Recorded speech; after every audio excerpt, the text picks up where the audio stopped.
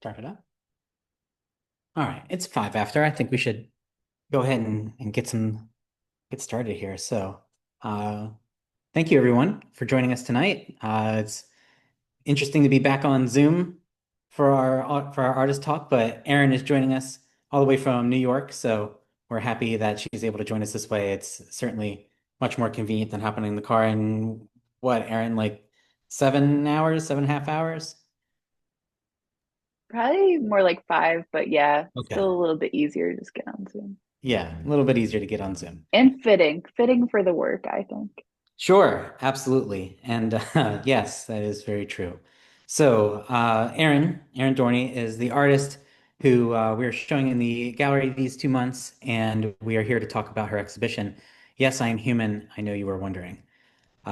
We are absolutely thrilled to have this work in the space. It's been such a joy.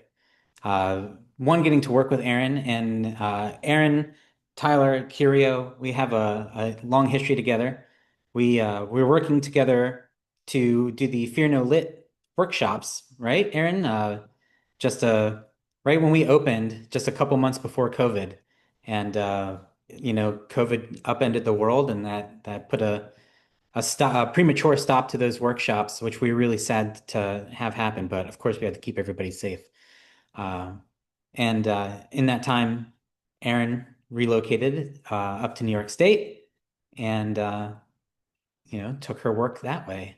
So we're really thrilled to get to have the work here in the space.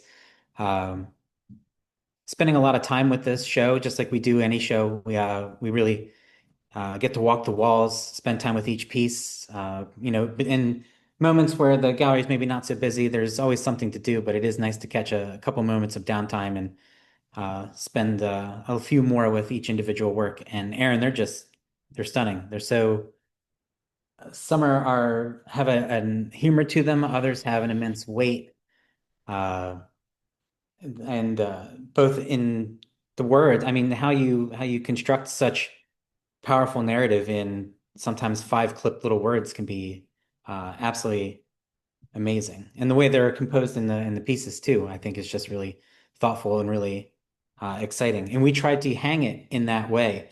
When it comes time to put the works in the gallery, Nicole and I take great pride and put a lot of effort into how we hang an exhibition. And Aaron, we felt like since the pieces themselves has such a lyricism to them and such a serious whimsy, not necessarily like a you know, Disney whimsy, if you will. We could have fun with the installation. This was Nicole's uh, idea to kind of, as you see behind me, just kind of put them around a little off center, a little bit here, there, group some things together, stretch them apart. Uh, Give the big pieces like this one here. There are four of those. One, two, three. Yeah, four of those in the show.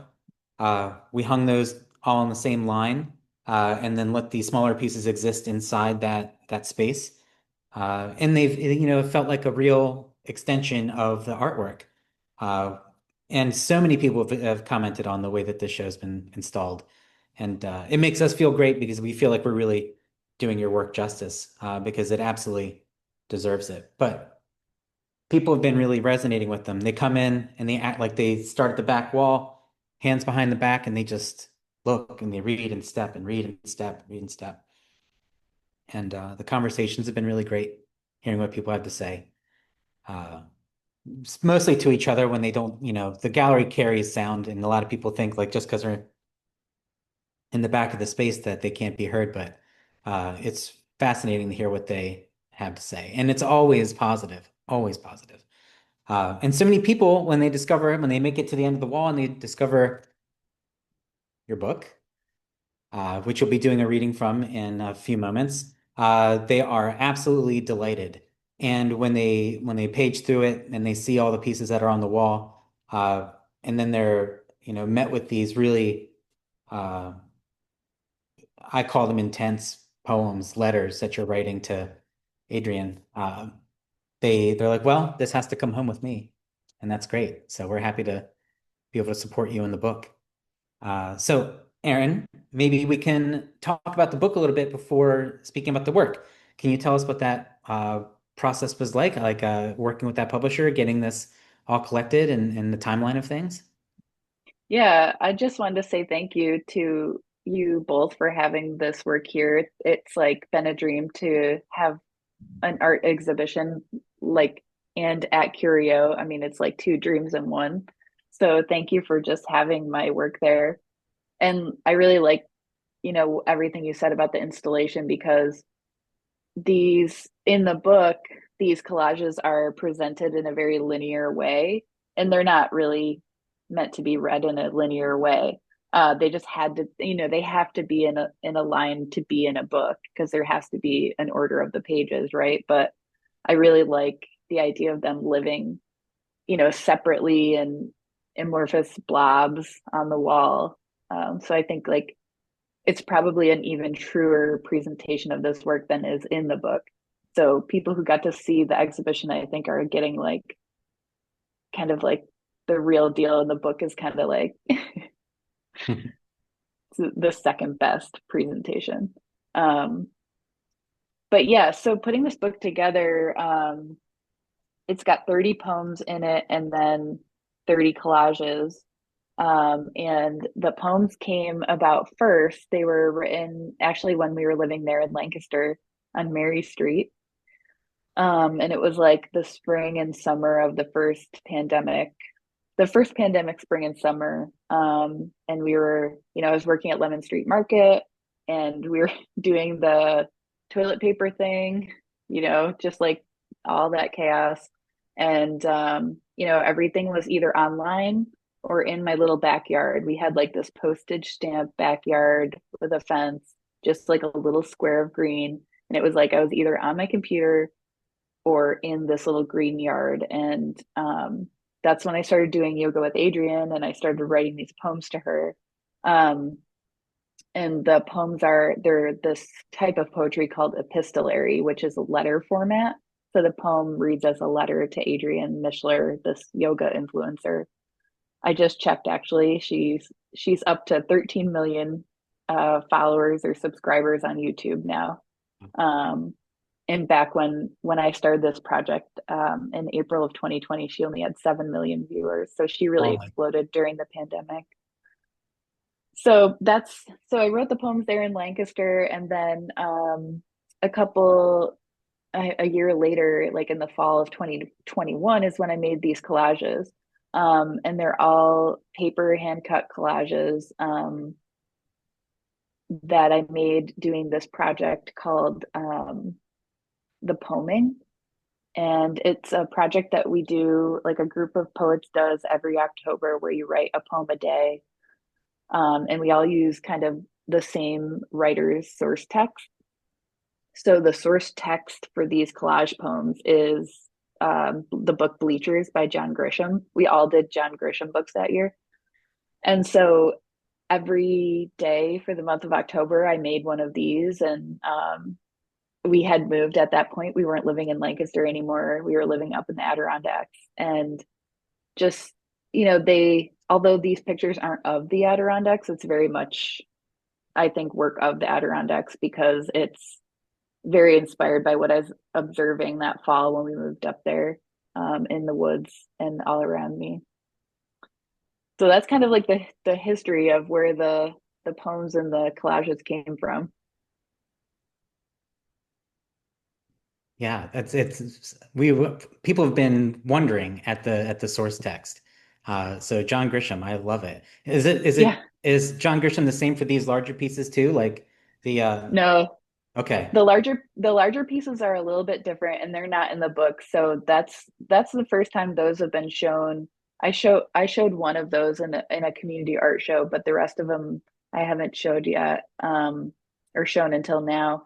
These ones they're photographs and they're not hand cut paper collages like the other little ones. These ones, I was on an artist residency in the Adirondacks actually, and I was doing collages with like found natural objects from the woods around me and then taking photos of them like from above with a camera. And then I blew those up for the installation. So the leaves aren't really that big. They're regular size leaves in a regular size book page, but And what residency was that? that's called the Anne La Bastille Memorial Writers Residency, and they do it every year in the Adirondacks, the Adirondack Center for Writing. And they have like 4 spots for New York writers, and then they have like 2 guest spots for out of state writers from anywhere. So at the time I did the residency, I was one of the out of state people, but then by the time it all shook out, I was living up there. So it kind of like it was like the gateway drug. Sure. Yeah. Wow. I'm sure that was an amazing experience to get to do that. So many people comment on these large pieces. They feel tricked by them at first. Like they're so crisp and they're so clean inside the frame, and the frame itself has a little bit of depth to it, so it throws this really beautiful shadow down right up there, Yeah. right there. And people often think that they are actual leaves or actual sticks that you've attached to the surface and are sitting in there. And then when they get close, they're like, "Oh my gosh, no, that's all flat," and they love it.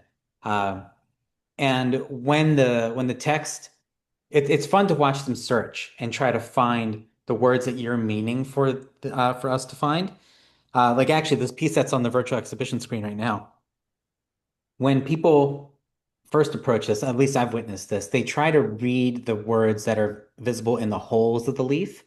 And it's not until like usually if there's two, someone will be like, "Oh, actually, I think we're supposed to read the words that are in between the sticks." And then like, "Oh, wow, okay, yeah, that makes sense." But then like, "Oh, but you could also take this and this and this," and you can move around. It's great seeing people make their own piece out of yours. Uh, and when they Like tried, oh, go ahead. I was just gonna say, like, you couldn't have said anything that would make me any happier than you just said, because like that's kind of this sort of style is a little bit of an experiment for me. Like leaving that space for interpretation is not something that I do very much in my work, but with these ones, well, there wasn't any other way. I couldn't cover all of the other words, which I would normally do with like a marker or cutout or whatever.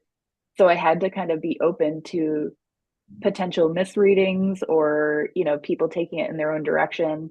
Um, and I grew to like that with these pieces after a while, so I'm really glad that that is happening when people encounter them in the real world. Yes.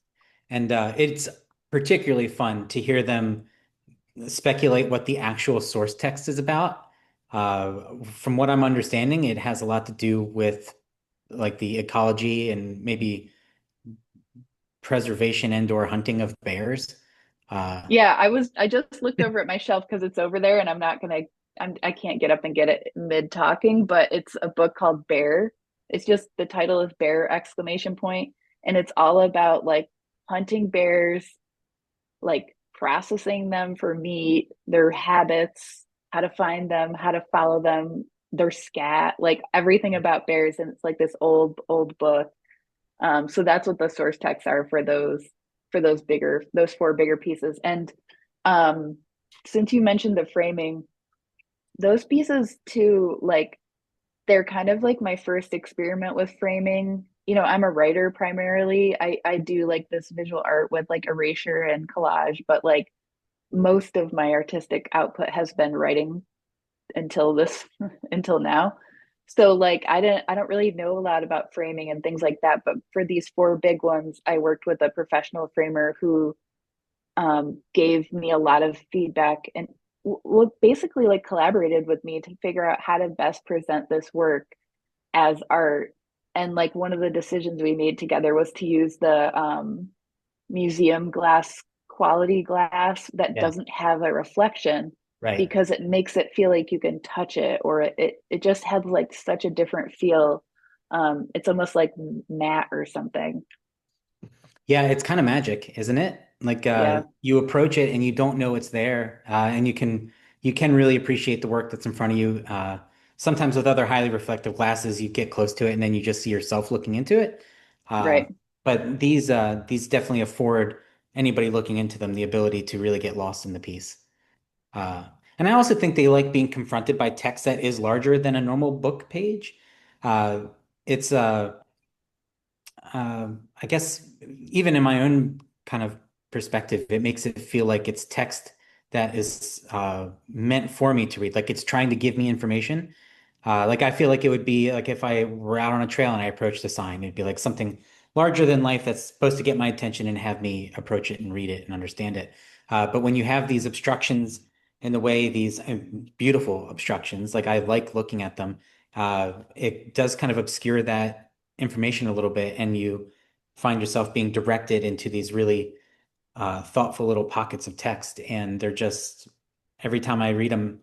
Uh, I just find something different inside, which I think is really great.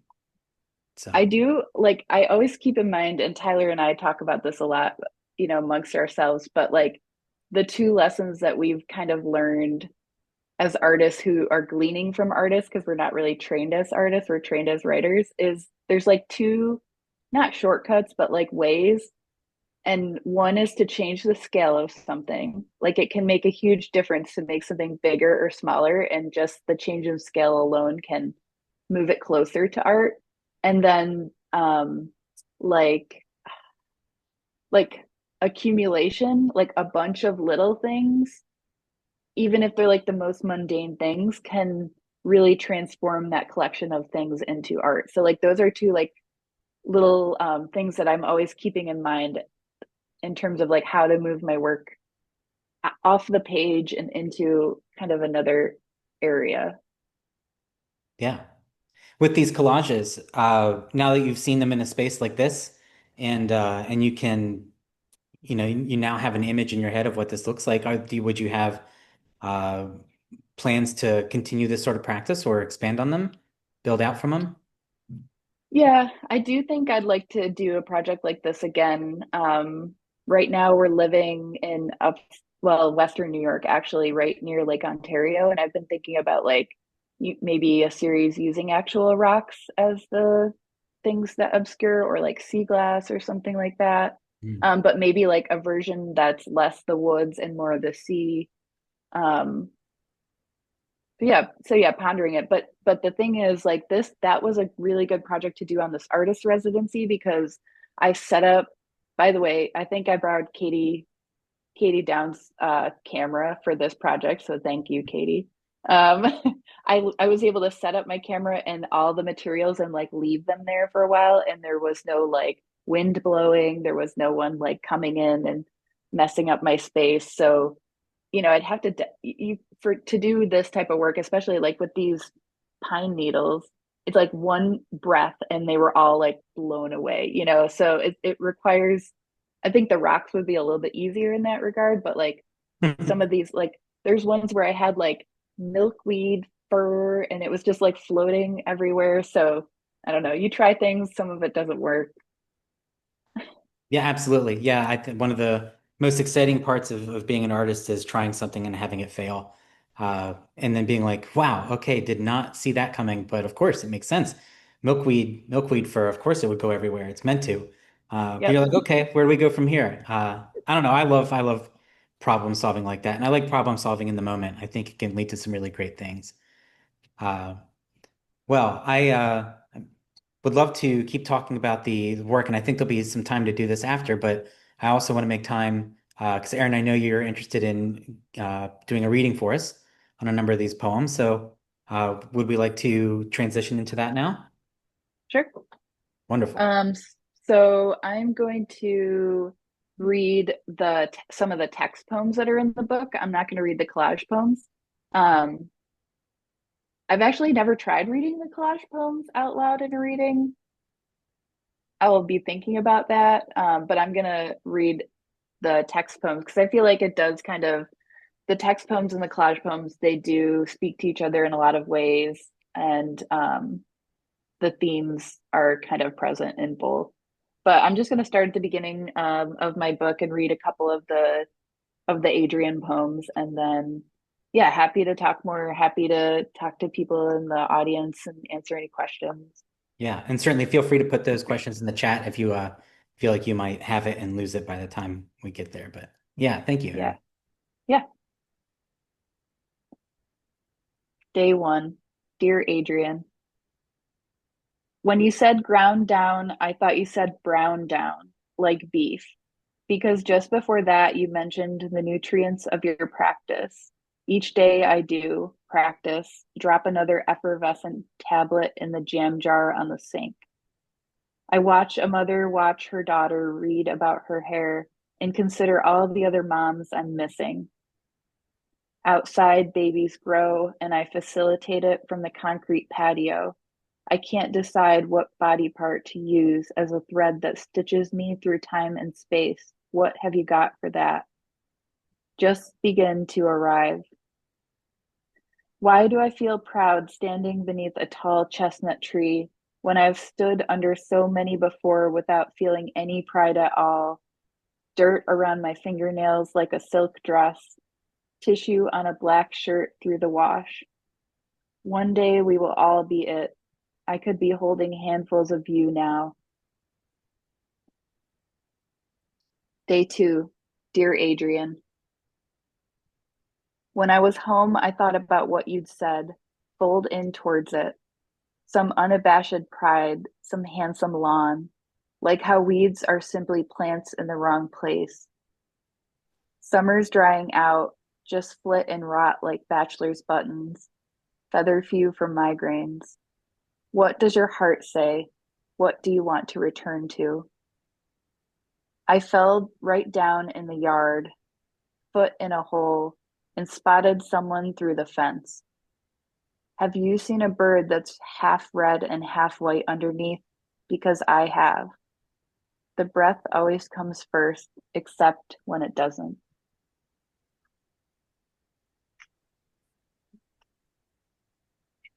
Day 3. Dear Adrian, I'll tell you a secret.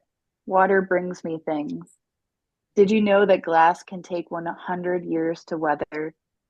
Each wave a rock, pebble tumbled soft, fossil at my feet. You say claw through the hands, so I do, each morning, desperate to see if a piece of the moon has finally come. When it rains, the garden garbage rises, undead. Rusted nails, broken bulbs, a button, 1 cent. They reverse sift themselves up into my palms. Fingertips kiss the earth as I drag trash away from whatever good is growing. Lately, I've licked so many things off leaves, a globe of pollen, a bead of wetness in which I saw the world. Make a choice.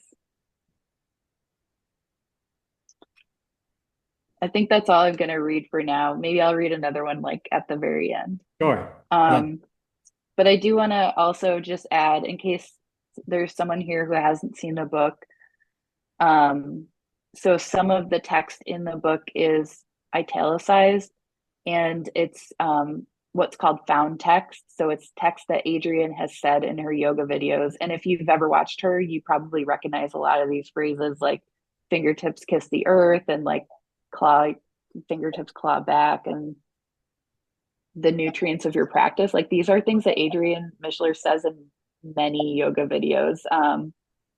And I've had people come up to me who've read the book and tell me that they could remember her saying that in a video and they thought it was so funny to find it in a poem then like shine a little light into the dark crevices of the body. They were like, I remember when she said that. So I kind of use those.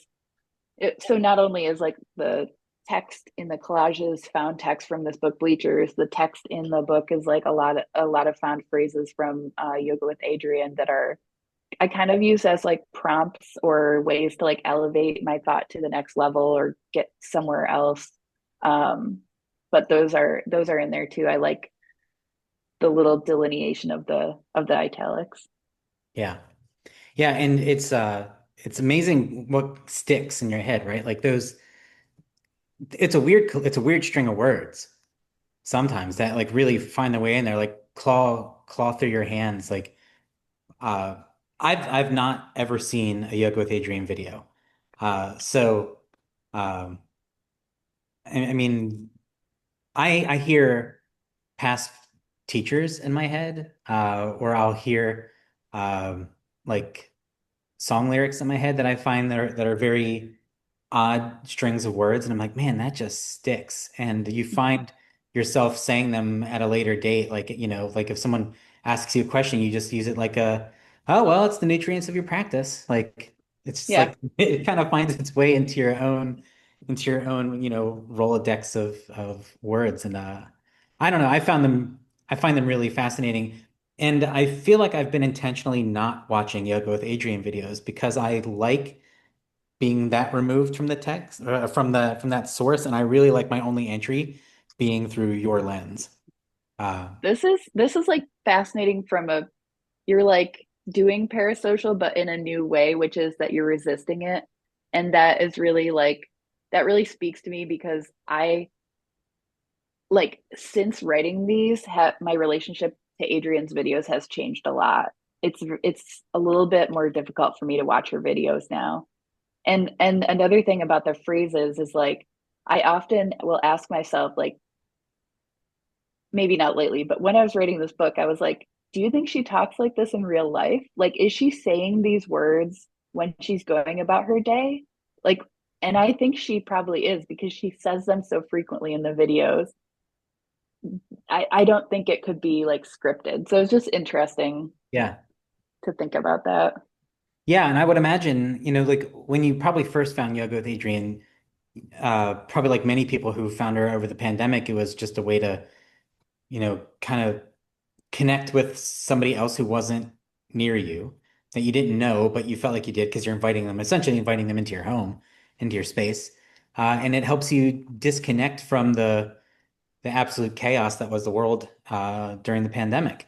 But like having made these poems now and have this book in place and now this exhibition on the wall, I could easily see how going back and watching them changes the experience because like do you find yourself like now searching for those phrases that like those little, kind of maxims that she'll just drop here and there and be like, ah, that's a good one, or I'll take that one. Yeah. Yeah, I mean, like I did actually have an index of phrases that I had compiled over the months, and I still get that urge to add something to the index of phrases, but I don't because I don't know, it's just like yeah, like this work is a snapshot of many things that were true for me at a particular time and many are no longer true for me. So like the passage of time has really shaped how I see my own work and it's interesting because I don't think the viewer would have that same the viewer doesn't have the same relationship to the work as me. Like they're just encountering it for the first time, either in the book or in the gallery. But I've seen it since 2020 and like I don't know, it just yeah, like I do get the urge to write things down because that was like kind of my process. Like both the projects in this book were very process oriented. Like every day I would do a yoga with Adrian video. I would have my notebook next to my yoga mat. I would stop and write things down, like either bits of poem or bits of things she said. And I like to do that now. It's almost like it like triggers a response to that of that time that I don't want to like go back to. Certainly. And I relate to this too. As a visual artist, I look back at work that is, even a year old, and I'm sometimes like, boy, I'm not that artist any longer. And maybe I still find things in the pieces that I really enjoy. But I feel like you, or at least for myself, have I'm evolving every day. And sometimes I feel like I'll jump years in a day or something. I come back to a work that I've made and I'm like, wow, I still really appreciate this aesthetically, but I don't feel the same way for it that I did when I first made it. But I think that's something that we do as people who make things and spend a long time with them. And you are absolutely right. Everybody approaching this gallery is reading them for the first time. And they're 5 years old now in some cases, but they are may as well be made this morning for someone who comes down and has not ever seen them before. Uh, Yeah. and I am reminding myself of that all the time as a maker myself. Like it's new to somebody. It doesn't always have to be brand new to me. So I think that's great. Yeah, Uh, and there's still like you said there's still so many things that I love about this work. It's just like I it's like looking at an old picture of yourself and being like, "Oh, that haircut actually wasn't that bad, but those glasses were really bad. Like like your the things you thought were off now make sense a little bit, and the things you thought were spot on now are like, eh. Before we get too much further, I want to hop into the chat and take a look. We have Tom thinking about the scale of the collage poems. The size of body text is pretty small to hang on the wall. I found this as a problem with other found text poems I've seen hanging on the wall. So let's see. Let me read back to that one more time.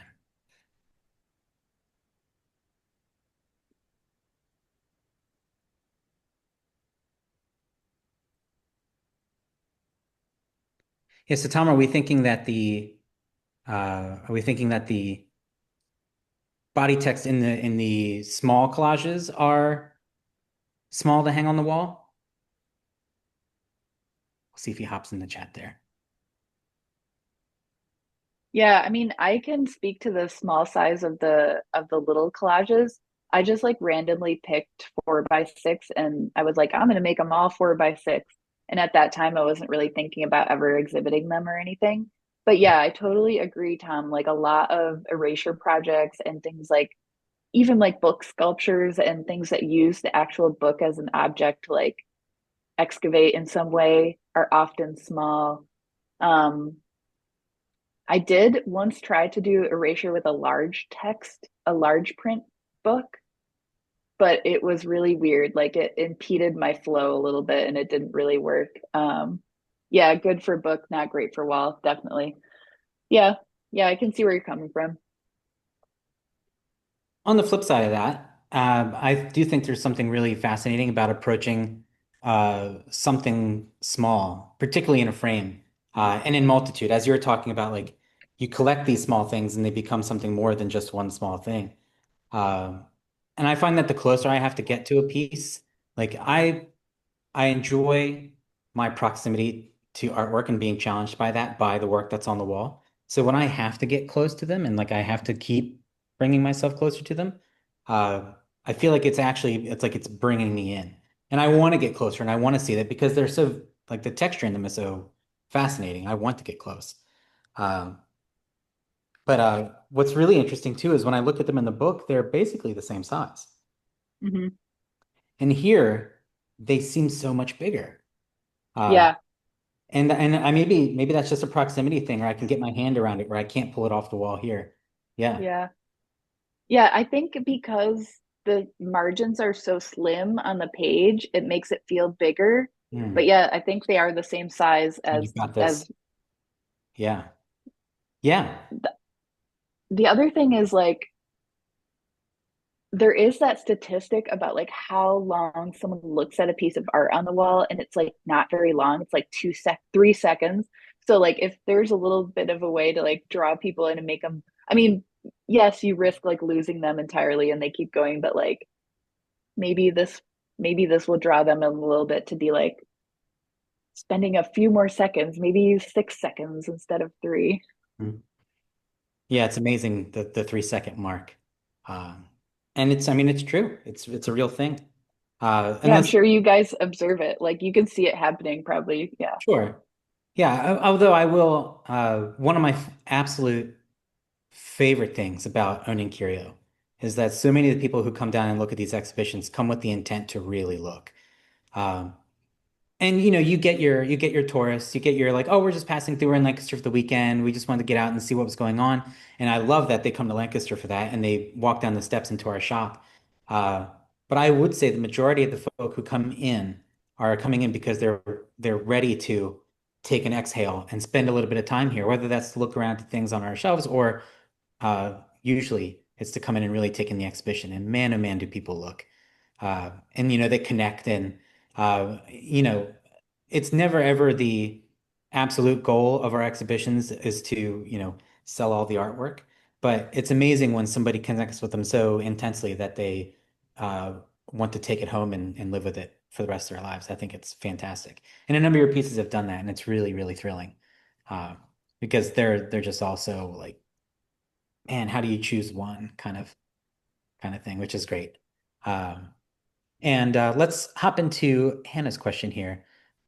Do you embrace restrictions when using found objects? As in, do you see it as a fun challenge to overcome and play, or a necessary evil for the image you are chasing in your head? Hannah, this is such a good question. Sure is. I have never ever even considered restraint, like a constraint actually, to be an evil in any way. Like I love constraint. I do so many projects that are incorporate some kind of restraint or constraint because I get overwhelmed with like everything at my disposal.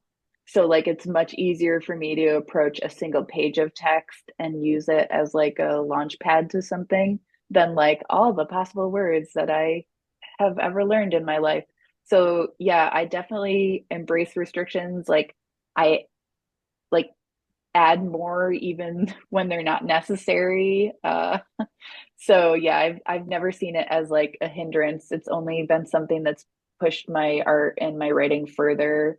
Um, and definitely recommend trying it, even if you think it might be a challenge. Like it makes your brain work in a totally different way. Like especially with like found poetry or erasure or like this is kind of like cut up poetry where you cut up text and rearrange it into a new piece. It's just like it's just different. It's not, it's like sometimes I'm like, yeah, you can write a poem without even writing a word because you just rearrange the text that's already there. And it's like totally valid and has been going on for a long time in the art world.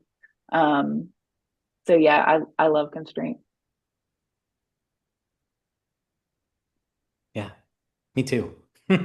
It's it can be a great starting point, right? Like Mm-hmm. when you have the entire universe at your disposal, at your fingertips with that blank page, sometimes it's nice to give yourself like, bring it back down, crush it into something a little bit more manageable, and work inside it. I love it. Yeah, really great. Aaron, perhaps you may have touched on it very early in the talk, but the imagery that you're using for these collages, where are those coming from? And so many people have asked about the rocks, particularly. Like, where are these images coming from? Well, I can show you because I have all the source text Yes. right here because not only do I love constraint, but I love keeping the constraint discards forever and carrying them around to all of my various houses. So this is the Bleachers book. So all the text is from there. All the rocks are from this book, the rock book, Rock book. including the rocks on the cover of the book are from this. This book had all black and white pages except for that one page of color that had the rocks that are on the cover. Um, it's really old. It's like Please, like, yeah, when's the yellowing. date? Is it the 80s, 70s? It smells old. I'll look for the date. 1940. Whoa. Yeah, So it's like this old book. It's still got its like crinkly cover. I love it. And then the nature imagery came from this big book. So this is like it's very much the images that you're seeing like all cut up in Wow. the nature images. So this is a book of by Elliot Porter about wilderness photography. And then I also pulled out a couple things to show like this is my scrap pile. It's like in a plastic thing. There's kind of a glare, but see it, those are Mhm. all my scraps from like the different um and obviously I need to save these forever in Right, case right. I don't know what, but in case. And then this is like all the pages that I cut up out of bleachers, which is kind of cool because you can see the actual holes in the pages where I cut the words out of. So for some reason, I felt the need to save all of these instead of Hmm. just throwing them away. And there's Hmm. like little words floating around in the bottom of this Hmm. pocket. And then like, yeah, it's interesting that people like the rocks. I ended up with like a bunch of extras. So these are the like this is what the rocks look like that it didn't end up in the collages. Hmm. And I was I as I was going through all this stuff, I remembered I had tried this other project where I actually had traced all of the rocks onto the pages of the book, and I was going to try to make erasures and then have like the rock on one side and then the erasure on the other side Oh made man. with just the text. And Yeah. obviously that didn't work out. That was way too hard.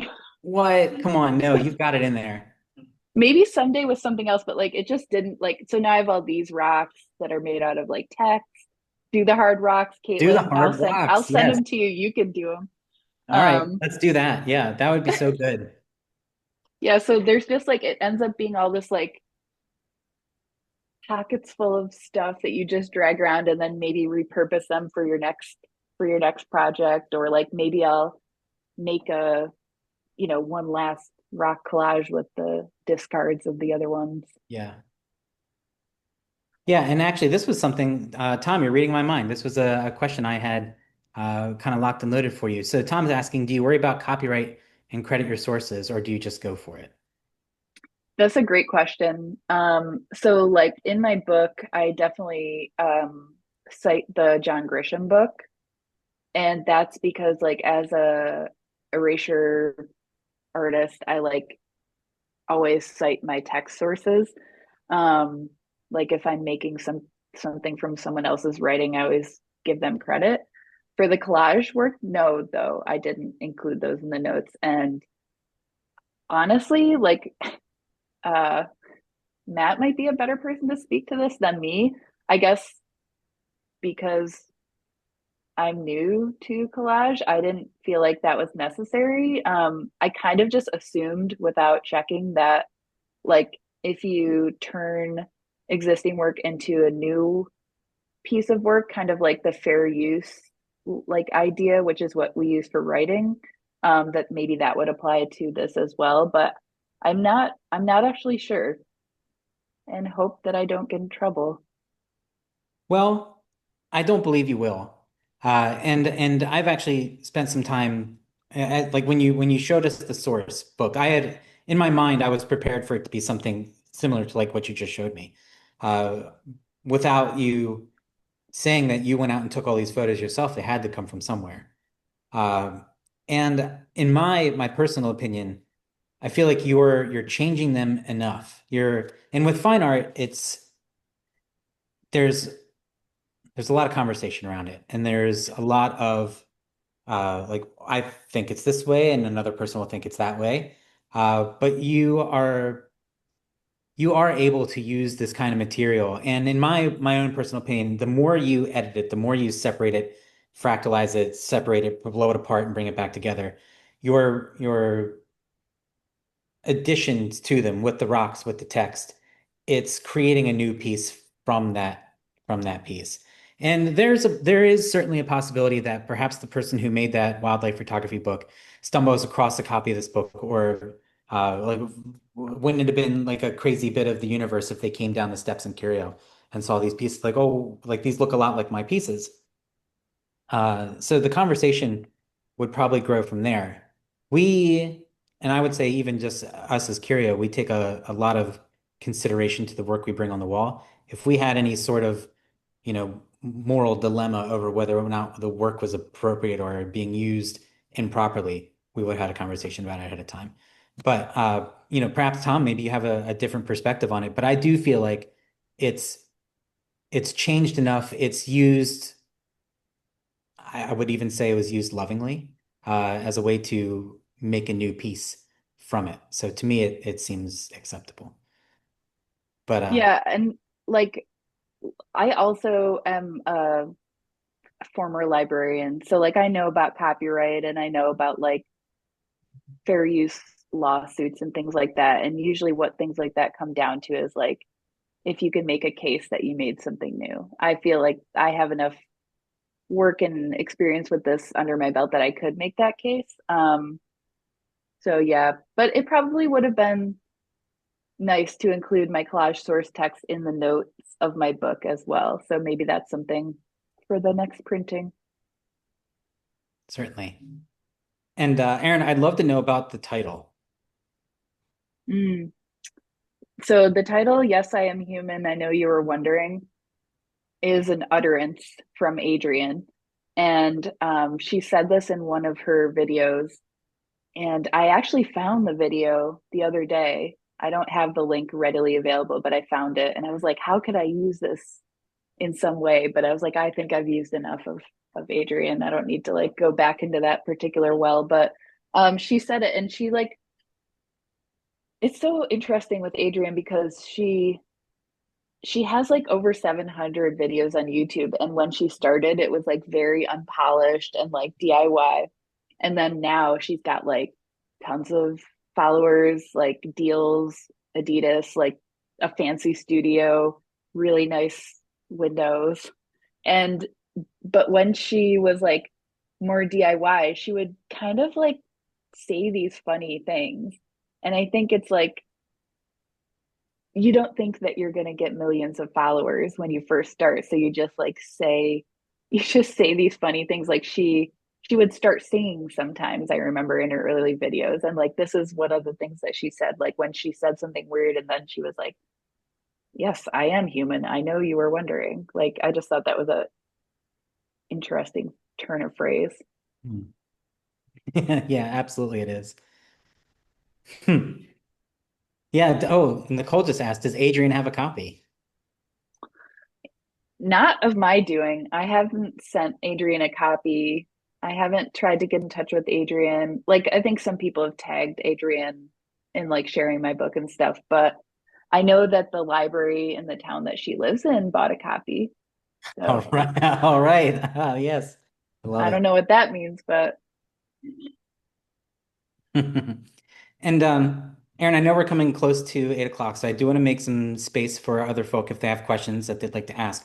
But one question for myself. How was it working with the publishing process? Did you send this out to be reviewed, or did somebody approach you and say, we'd love to turn this into a book? What was that process like? so some of these poems were published in literary journals. So I think like maybe like nine of them were published in literary journals. And I knew I didn't want to write more. I wanted to write exactly 30 poems to Adrian because she does these 30-day yoga cycles and I wanted it to like echo that. And that's obviously not enough for a book. Like you could publish a chapbook of poems with that many poems. But you know, it wouldn't be able to have an ISBN. Well, it could have an ISBN, but it wouldn't get as much attention. Like it wouldn't go as far in the world. So what I ended up like submitting it to some chapbook contest, but then it didn't go anywhere and I submitted it to this press autofocus, which is now based in Pennsylvania, actually. They were based in Orlando at the time, but they're Pennsylvania based now. Hmm. And it was like an open call, so it didn't have any length restrictions. So I sent it in as a 30-page collection, and they were like, we want this. We don't know what we want to do with it yet. Like, we could either publish it as a chapbook or we could extend it. So we talked about like maybe I would write an essay that would make up the other 30 pages. Maybe I would write more poems. And I was like, no. So then I started telling them about all these other projects I have. And they were like, let me see those collages.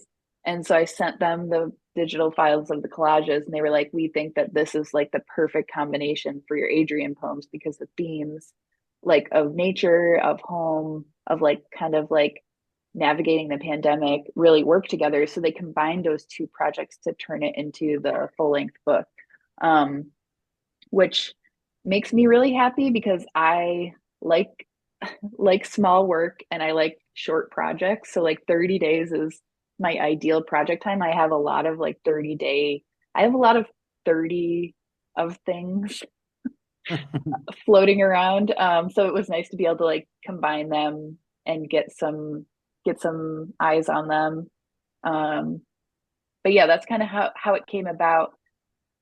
I don't think that the like what you described, Matt, of like someone asking you to turn it into a book happens that frequently. Like Right. maybe in the bigger, maybe with the bigger publishers, but with the small press type of publishing that I do, it's like you submit it for consideration and then they decide if you're the best of what was submitted or they like it Right. enough. Thank you. That's really insightful. Because it's an area of uh, art that we have not explored in the gallery before. So, uh, right? Am I right in saying that? That's true. We did have Angie Hohenadel, yeah, with a children's book illustrator, and we did have the copy of her book here. And it was I interesting to hear remember about that. that. Yeah, it was interesting to hear about that relationship too, as a visual artist being paired with an author who already had the book ready to go. So, you being, both artist and well, I think writers are artists, absolutely. So you are just artist bringing this to and having it picked up and ran with. I think is just amazing. So congratulations. I think it's so cool. Yeah. Thanks. I will say it was a little bit of like a conversation to like they did like the work, but it is so expensive to produce a book with these full color photographs. So that's why the book costs so much money, first of all. And also, it's like a huge risk for a publisher to do a project like that. And that's why you don't see a lot of image text books because it just costs so much money to print that. So I really am thankful to Autofocus for kind of like taking the plunge on this one with me. I mean, it's funny to hear you say that you feel like the book costs so much. I think it's absolutely worth it. Like, and when people see this book, like, oh, there's a book, like they're bringing it right to the register. They're not even thinking twice about it. Oh, So good. I'm happy to hear that. yeah, absolutely. I mean, people were really impacted by your work, and I think that's one of the best things you can do as an artist is reach people, and you're absolutely doing that. Well, thank you to Curio for just being so inspiring. I really feel like you're like the people's gallery. Like you are the gallery for the artists. Like that's what you guys are all about. And I just really appreciate you making such a good home for this work and like sharing your observations with me. I don't think that maybe artists don't get to hear that stuff very much from the people they show their work with. Like we're friends kind of outside of Hmm. this conversation, and it's just so interesting to hear your observations about how people encounter the work like that. That is a rare thing to hear. Like, you know, you publish a book, it just goes out there. You never, people aren't telling you like what their reaction to it is, you know, very frequently. So, Absolutely. I mean, we work with artists that we absolutely believe in.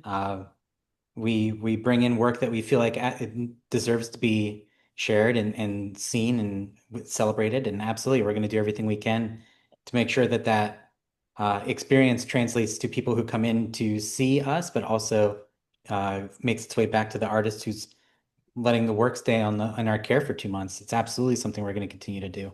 So yeah, you should be. I think everybody should be getting feedback on the work that they make. And maybe that's me as like both Nicole and I as artists, myself as an educator. I don't know. I feel like one of the best things for an artist is to hear real feedback instead of just like, oh well, yeah, it's good. Like we need more than yeah. that. So we need more than that. Uh, so we have a little bit of time. We don't have to be like right out of here at 8 o'clock. But are there any questions that anyone wants to put in the chat or pop their mic on and ask? Speak.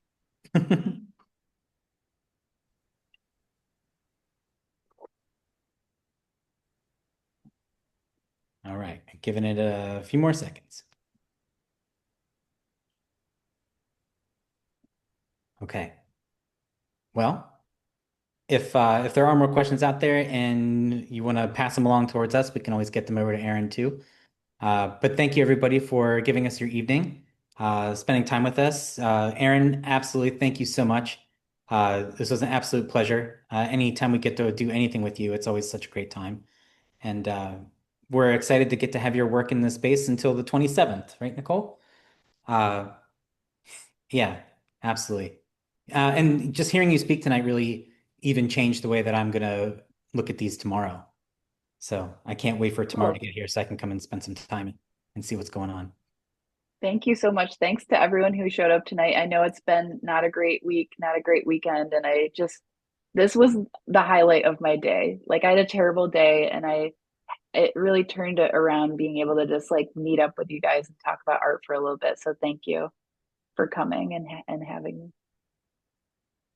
Thank you. All right, everybody. Thank you so much. And yeah, hopefully we'll see you here in Curio soon.